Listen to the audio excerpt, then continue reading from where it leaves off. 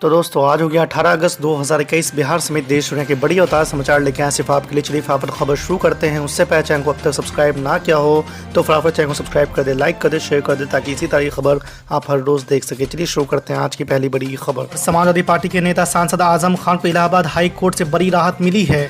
आपको बता दें कि हाई कोर्ट ने जौहर यूनिवर्सिटी गेट को तोड़ने के आदेश पर रोक लगा दी है। गेट को तोड़ने का आदेश रामपुर की एक अदालत ने 2 अगस्त को दिया था। हाई कोर्ट ने इस बारे में यूपी सरकार को नोटिस जारी कर 4 सप्ताह में रिपोर्ट मांगी है। आपको बता दें कि रामपुर के जनपद न्यायाधीश गौरव कुमार श्रीवास्तव ने जौहर यूनिवर्सिटी का गेट तोड़ने के एसडीएम कोर्ट के आदेश को बहाल रखते हुए यूनिवर्सिटी की ओर से दाखिल अपीलों को खारिज कर दिया था। अफगानिस्तान पर तालिबान के कब्जे से उपजे हालत को लेकर मंगलवार शाम प्रधानमंत्री नरेंद्र मोदी की अध्यक्षता में कैबिनेट कमेटी ऑन सिक्योरिटी की बैठक हुई। सूत्रों के मुताबिक पीएम मोदी ने अधिकारियों को अफगानिस्तान से सभी भारतीय नागरिकों की सुरक्षित निकासी सुनिश्चित करने का निर्देश दिया है। आपको बता दें कि अफगानिस्तान से भारत आने के इच्छुक सिख हिंदू अल्पसंख्यकों को शरण देने के लिए कहा गया है। प्रधानमंत्री ने अधिकारियों को भारत से मदद की उम्मीद कर रहे अफगान नागरिकों को हर संभव सहायता प्रदान करने का भी निर्देश दिया है। आपको बता दें कि प्रधानमंत्री नरेंद्र मोदी ने अपने सरकारी आवास पर हुई इस अहम बैठक के बाद अधिकारियों को ये निर्देश दिए हैं। आपको बता दें कि इस बैठक में रक्षा मंत्री राजनाथ सिंह, केंद्रीय गृह मंत्री अमित शाह, केंद्रीय वित्त मंत्री निर्मला सीतारमण के अलावा राष्ट्रीय सुरक्षा सलाहकार अजीत डोभाल भी शामिल थे। तृणमूल कांग्रेस प्रमुख ममता बनर्जी ने भाजपा के नक्शे कदम पर चलते हुए पार्टी में एक व्यक्ति एक पद का फॉर्मूला इजाद किया है। इसके तहत कई मंत्रियों से पार्टी जिला अध्यक्ष का पद छीन लिया गया है। साथ ही बड़े जिलों में संगठन को छोटी इकाइयों में बांट दिया गया है। आपको बता दें कि पार्टी जिला अध्यक्ष पद से हटाए गए बड़े नामों में टीएमसी सांसद महुआ मोइत्रा का नाम भी शामिल है। आपको बता दें कि पार्टी के वरिष्ठ नेताओं का कहना है कि यह बदलाव नगर निकाय के साथ पंचायत चुनाव 2023 और लोकसभा चुनाव 2024 को देखते हुए किए गए हैं। उन्होंने बताया कि जुलाई में राजनीतिक रणनीतिकार प्रशांत किशोर और मुख्यमंत्री ममता बनर्जी ने कोलकाता में बदलावों को लेकर चर्चा की थी। उत्तर प्रदेश में इलाहाबाद और फैजाबाद के बाद अब अलीगढ़ का नाम भी बदले जाने की कवायद तेज हो गई है। जिला पंचायत की बोर्ड बैठक में अलीगढ़ का नाम बदलकर हरिगढ़ रखे जाने का प्रस्ताव पास हुआ है। इसकी रिपोर्ट शासन को भेज दी गई है। जानकारी के मुताबिक जिला पंचायत की सोमवार को दूसरी बोर्ड बैठक में नव निर्वाचित अध्यक्ष विजय सिंह की अध्यक्षता में विकास भवन सभागार परिसर में सभी सदस्यों की मौजूदगी में अलीगढ़ जिले का नाम बदलकर हरिगढ़ करने का प्रस्ताव पास किया गया है। सन 2022 की तैयारियों में जोर शोर से जुटी समाजवादी पार्टी के राष्ट्रीय अध्यक्ष अखिलेश यादव ने कहा है कि भाजपा सरकार में भ्रष्टाचार का चारों तरफ से बोलबाला है। जल शक्ति मिशन घोटाले की जांच रिपोर्ट अभी तक नहीं आई है। भाजपा की चालाकी से जनता को सावधान करना है। सड़क से सदन तक विधायकों को ये सब मुद्दे उठाने होंगे। आपको बता दें कि अखिलेश यादव ने सोमवार को विधानसभा सत्र के मद्देनजर विधानमंडल दल की बैठक में ये बात कही है। उन्होंने कहा है कि पश्चिम बंगाल, बिहार के चुनाव नतीजों का प्रभाव भी यूपी के चुनाव पर पड़ना तय है। जनता को सचेत करने की जिम्मेदारी समाजवादियों को उठानी पड़ेगी।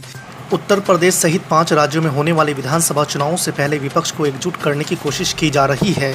इस बार ये पहल कांग्रेस पार्टी की अंतरिम अध्यक्ष सोनिया गांधी के द्वारा की जा रही है। आपको बता दें कि न्यूज़ एजेंसी A9 ने सूत्रों के हवाले से कहा है कि 20 अगस्त को सोनिया गांधी ने एक वर्चुअल बैठक बुलाई है। इस बैठक में समान विचारधारा वाले दलों के नेताओं को आमंत्रित किया गया है। आपको बता दें कि A9 के मुताबिक सोनिया गांधी ने इस बैठक में पश्चिम बंगाल के मुख्यमंत्री और तृणमूल कांग्रेस की सुप्रीमो ममता बनर्जी, महाराष्ट्र के मुख्यमंत्री और शिवसेना प्रमुख उद्धव ठाकरे, डीएमके प्रमुख MK स्टालिन और झारखंड मुक्ति मोर्चा के कार्यकारी अध्यक्ष और मुख्यमंत्री हेमंत सोरेन को शामिल होंगे। मगर यहाँ पर सरकार ही खुद खुश है कि पार्लियामेंट नहीं चले।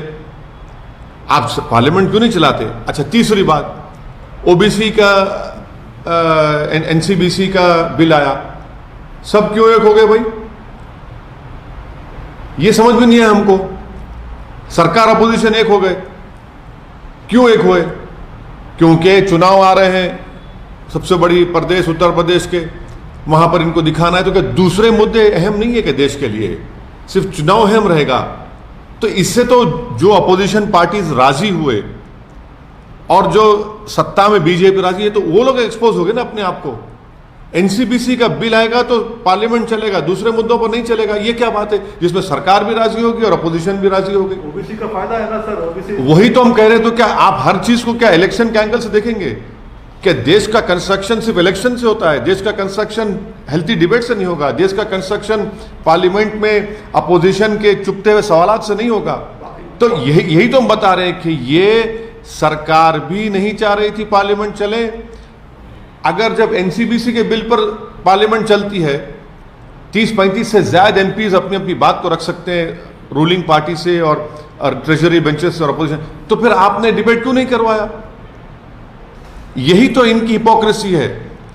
और देश देखकर लोग हमको ताज्जुब, लोग हमसे सवाल करें कि इतने दिन नहीं चला, आज आप क्यों चला रहे हैं?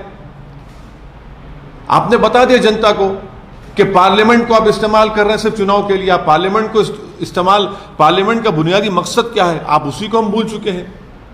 और यकीनन ये बहुत खराब बात है कि पार्लियामेंट नहीं चला। कि नेताओं का एक डेलीगेशन मिलना चाहता है, अगर नहीं मिल पा रहे तो कहीं ना कहीं से जो है, अब ये ज़्यादा हम नहीं बता सकते, लेकिन अब तक तो समय मिल जाना चाहिए। तो इसमें हम चिट्ठी लिख करके उनसे फिर से हमने अपील की है, गुहार की है कि भाई ये जो समय जो है ये हम लोगों को मिलना चाहिए।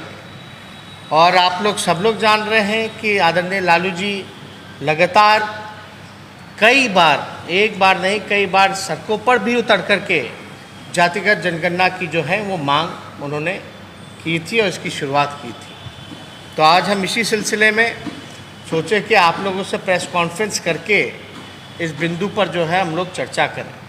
और ये जब जातिगत जनगणना होगी तो लोगों के लिए अलग से योजना बनेगी, जो पिछड़े हैं, जो गरीबी से जूझ रहे हैं, उन समाज के लिए, उसकी उन्नति के लिए, उत्थान के लिए। वैसे समाज के लिए कई बार जो है नौकरियां भी बढ़ेंगी, लोगों को नौकरी भी मिलेगी, आर्थिक स्थिति भी उनका सुधार होगा, गरीबी से भी उभार पाएंगे। तो ये काफ़ी इम्पोर्टेंट है, केवल बिहार के लिए नहीं बल्कि पूरे देश भर के लिए। अभी कोई भी बिल बना दे, कोई भी बिल पास कर दे, राज्य सरकार पे थोप दे कि किसी को भी ओबीसी वगैरह में आप ला सकते हैं। केंद्र सरकार ने जो नया पास किया है कि राज्यों पर छोड़ दिया कि किस जाति को जो है ओबीसी में लाना है, लेकिन इससे अगर आप ला रहे हैं, अगर एक कमरा केवल 4 लोगों के लिए बना है, आप उसमें 15 लोगों को डाल रहे हैं, तो जाहिर सी बात है कि कमरे को भी बढ़ाना पड़ेगा। तो हमारी मांग है कि इस संख्या जो 27% का है उसको भी बढ़ाने की ज़रूरत है। साथ ही साथ जो बैकलॉग जो रहा है उस बैकलॉग को भी भरने की ज़रूरत है। जो हमारा अधिकार बनता है, हक बनता है, आखिर खाली है तो इसका नुकसान तो हो ही रहा है। इस नुकसान का भरपाई कौन करेगा? इसलिए केवल कानून बनाने से नहीं होगा, असल में ये काम सबसे ईमानदारी से अगर हम बताएं तो ये तभी सफल हो पाएगा जब जातिगत जनगणना हो पाएगी।